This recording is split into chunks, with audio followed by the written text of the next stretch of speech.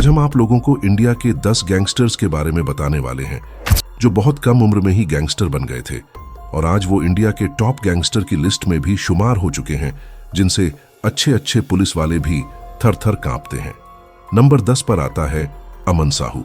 ये आज झारखंड के टॉप गैंगस्टर में से एक है जो बहुत कम उम्र में गैंगस्टर बन गया था। ये चोरी, डकैती, लूटमार, मनी लॉन्ड्री, मर्डर जैसे क्राइम अंजाम दे चुका है और कई बार ये पुलिस को भी चकमा दे चुका है। कहा जाता है कि इसके गैंग का कोई भी मेंबर अगर इसको धोखा देता था तो ये उसको बहुत बेरहमी से चाकू से धीरे धीरे कूद कूद कर मारता था, लेकिन इसी के एक दोस्त ने इसको घूमने ले जाने के बहाने से पुलिस से पकड़वा दिया। अभी फिलहाल पुलिस ने इसे अरेस्ट कर लिया है और मैं आपको बता दूं ये झारखंड जेल में बंद है, लेकिन ये जेल में भी रहकर अपने काले कारनामे को अंजाम दे रहे हैं। मुझे आमतौर पर चोरी और मार पिटाई में सबसे ज्यादा आगे रहता है और इसके ग्रुप में कई गैंगस्टर और शार्प शूटर भी हैं। नंबर 9 पर आता है अदू डिफॉल्टर। आप सभी ने इस अदू की वीडियो को कभी ना कभी तो अपने सोशल मीडिया प्लेटफॉर्म पर जरूर देखा ही होगा। जब भी ये कोर्ट में पेशी के लिए हाजिर होता है तब इसके फैंस और दोस्त इसके छोटी छोटी क्लिप बना लेते हैं जो कि सोशल मीडिया पर बहुत ही ज्यादा वायरल होता है। ये फिलहाल अभी बंद है ऐसा बताया जा रहा है, लेकिन मैं आपको बता दूं ये सिर्फ 16 से 17 साल का है, क्योंकि ये नाबालिग है इसीलिए पुलिस ने इसको फिलहाल के लिए छोड़ दिया है। मगर इसके ऊपर अभी भी मर्डर का केस चल रहा है। कहा जाता है कि अदू डिफॉल्टर बहुत ही गलत राह पर चल पड़ा है, जहां पर ये शराब गुटखा जैसी नशीली पदार्थ का भी सेवन करने लगा है। नंबर 8 पर आते हैं कुलिश राजपूत। ये राजस्थान के टॉप गैंगस्टर में से एक थे। ये एक अलग ही तरह के गैंगस्टर थे जो रात के वक्त हाईवे पर लूटमार, डकैती, मारपीट, चोरी करते थे और कई लोगों को किडनैप करके मर्डर भी कर चुके थे। इनके ग्रुप के नाम भी बारूद था, आप सभी ने शायद सुना ही होगा। दोस्तों, ये गैंगस्टर कम बल्कि एक चोर की तरह ज्यादा देखा जाता था। जब भी इसके इलाके में कहीं भी चोरी लूटमार होती थी तो सबसे पहले पुलिस इसी को पकड़ कर ले जाती थी। इनके ग्रुप में करीब 50 से भी ज्यादा चोर हो चुके थे, लेकिन कहते हैं ना, हर शेर का सवा शेर होता है।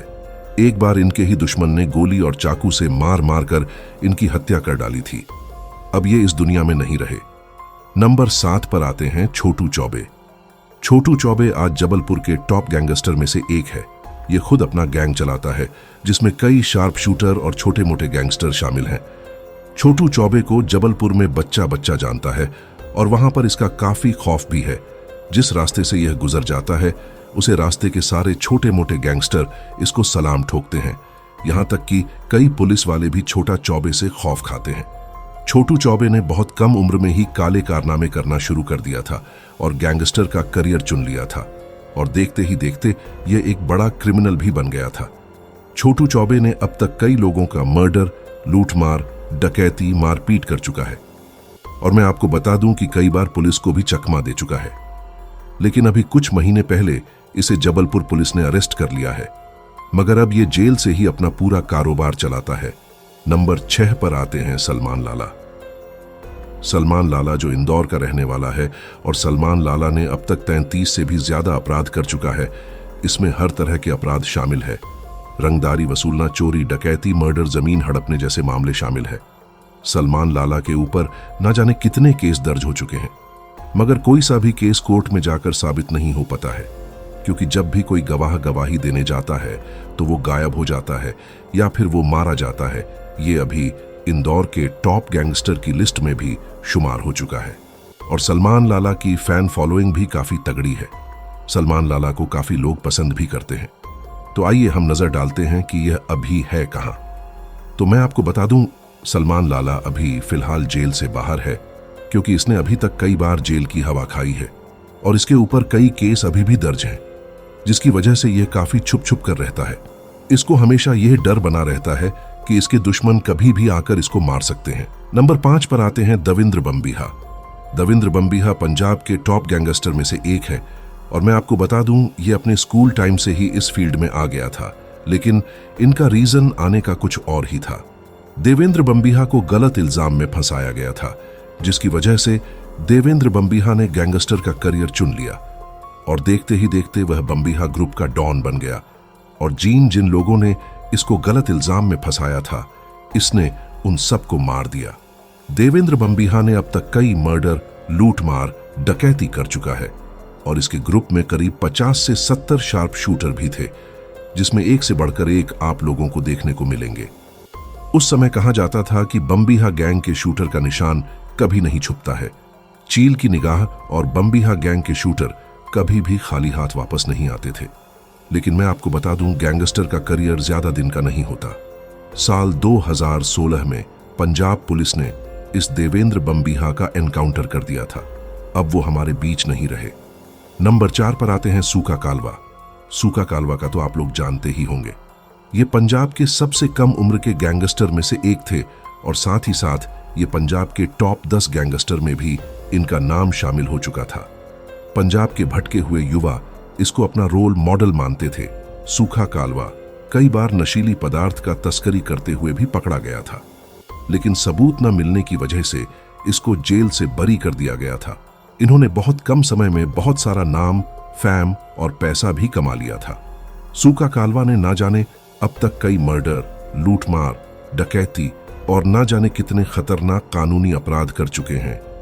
इसने जितना भी गुनाह किया था वो सरेआम सबके सामने किया था, लेकिन इसका खौफ इतना ज्यादा था कि लोग गवाही देने से डरते थे और जो गवाही देने जाते थे या तो वो मारे जाते थे या तो गायब हो जाते थे।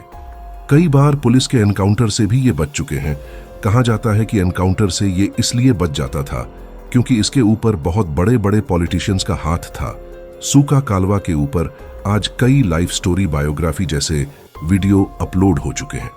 लेकिन मैं आपको बता दूं, सूखा कालवा को ही एक दोस्त ने इसी के दुश्मनों से मिलकर गोली मारकर हत्या करा दी थी। नंबर 3 पर आते हैं नीरज भवाना। नीरज भवाना को दिल्ली का दाऊद इब्राहिम कहा जाता है। एक समय था जब लोग इसका नाम सुनकर थार थार कपते थे। पुलिस भी इसके इलाके में जाने से डरती थी। ये बड़े बड़े व्यापारियों से रंगदारी वसूलता था और रंगदारी न मिलने पर वो उन व्यापारियों को मौत के घाट उतार देता था। इसका खौफ इतना था कि इसके एक फोन कॉल घूमने से करोड़ों रुपए की रंगदारी इसकी जेब में आ जाती थी। नीरज भवाना ने अब तक कई मर्डर कर चुके हैं और कई बार जेल से फरार भी हो चुके हैं। नीरज भवाना को दिल्ली का डॉन भी कहा जाता है, लेकिन आज भी वह जिंदा है और तिहाड़ जेल की सलाखों के पीछे सजा काट रहा है। नीरज भवाना के ऊपर अब तक 100 से भी ज्यादा केस दर्ज हो चुके हैं। नीरज भवाना ने बहुत कम उम्र में ही गैंगस्टर का करियर चुन लिया था और देखते ही देखते आज वह इंडिया के टॉप गैंगस्टर की लिस्ट में भी शुमार हो चुका है। उसके बाद हमारी लिस्ट में नंबर 2 पर आते हैं दुर्लभ कश्यप। दुर्लभ कश्यप को आज किसी भी तरह के इंट्रोडक्शन की जरूरत नहीं है। आज ये इंडिया के सबसे बड़े गैंगस्टर की लिस्ट में शुमार हो चुका है। पतला शरीर, माथे पर लाल टीका, आंखों में काला सुरमा और कंधे पर एक काला गमछा, यही थी दुर्लभ कश्यप की पहचान। ये उज्जैन, मध्य प्रदेश का रहने वाला था और वहां पर इन्होंने काफी खौफ और खतरनाक माहौल बनाया हुआ था। दुर्लभ कश्यप के नाम से बड़े बड़े लोग डर जाते थे क्योंकि दुर्लभ लोगों से सुपारी लेता था और उनका हर तरीके का काम करता था, चाहे वह जमीनी विवाद हो, आपसी रंजिश हो या फिर किसी का मर्डर करना हो। लेकिन वहीं कुछ लोग आज भी इन्हें काफी पसंद करते हैं और इनकी फैन फॉलोइंग भी काफी तगड़ी है। मरने के बाद भी दुर्लभ कश्यप को काफी लोग याद किया करते हैं। दुर्लभ कश्यप के ग्रुप में करीब 100 से भी ज्यादा बदमाश और शार्प शूटर हो चुके थे। लेकिन कहते हैं ना, गैंगस्टर्स की ज्यादा दिन की हवा नहीं चलती। इसी तरीके से इनको किसी अपने ही दुश्मन ने गोली मारकर, चाकू मारकर और भी बहुत सारे तरीकों से इनकी हत्या कर डाली थी। वो अब हमारे बीच नहीं रहे। साल 2020 में इनका मर्डर हो गया था। नंबर 1 पर आते हैं लॉरेंस बिश्नोई। कैसे एक सीधा साधा लड़का जो किसी से ज्यादा कुछ बात भी नहीं करता था, कैसे बन गया इंडिया का मोस्ट वांटेड गैंगस्टर। अगर आप लॉरेंस बिश्नोई की पूरी कहानी जानना चाहते हैं तो स्क्रीन पर वीडियो आ रही है, क्लिक करके जरूर देखिएगा।